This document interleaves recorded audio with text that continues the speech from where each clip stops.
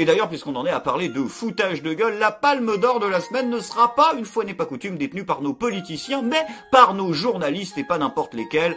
L'éminence grise du journalisme français, j'ai nommé la rédaction de BFM TV, puisque on l'apprend, une vingtaine de personnes, dont des journalistes de BFM TV, et des consultants santé de la chaîne, accessoirement membres de la PHP, sinon c'est pas drôle, ont été verbalisés le 24 février, peu avant minuit, dans un restaurant clandestin.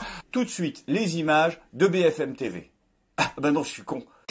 Alors, bien évidemment, ce sont des gens qu'on ne connaît pas, mais on va quand même donner les noms, parce que un JSPC sans dénonciation, c'est pas drôle. On a donc Christophe Rapp, alors lui, putain, il a un nom en majuscule, il est vraiment 2.0. Aurélie Casse, c'est des vrais noms ou pas, quand même, je me doute, Caroline Dieudonné.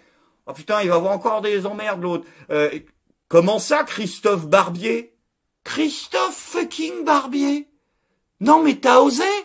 Le mec qui nous disait à la télé qu'il fallait ouvrir des camps pour les gens récalcitrants au vaccin, qui veut mettre en place des passeports vaccinaux, de la surveillance par satellite, qui veut faciliter les procédures de dénonciation des gens qui suivent pas les consignes du gouvernement, le mec qui nous dit on est une nation de poltrons si on sort de chez soi, le mec il va bouffer tranquille le chat en mettant tout le monde en danger, putain mon cochon! Chose étrange, la France, pays de Pasteur, est plus rétive que beaucoup d'autres nations à la vaccination, une sorte de phénomène obscurantiste inquiétant. Quand le vaccin contre la Covid va arriver, faut-il le rendre obligatoire? D'abord, prenons en compte le cas de tous ceux qui ne peuvent pas être vaccinés pour des raisons médicales, des allergies ou autres problèmes. Il faudra bien leur faire une place dans la société malgré cette impossibilité. Ensuite, pour les autres, ceux qui se méfient de ce qu'on leur inocule, ceux qui tombent souvent dans le complotisme, il faut être coercitif, mais plus malin peut-être qu'une obligation de type militaire. On ne va pas mettre les gens en prison. Eh bien, instaurons donc une règle. Si vous n'êtes pas vacciné, vous ne pouvez plus aller au restaurant, vous ne pouvez plus aller au théâtre, vous ne pouvez plus prendre l'avion. Vous êtes de vous-même retiré de la vie collective, vous êtes auto-confiné. Il faudra avoir son certificat de vaccination comme un laissez-passer pour être dans la société.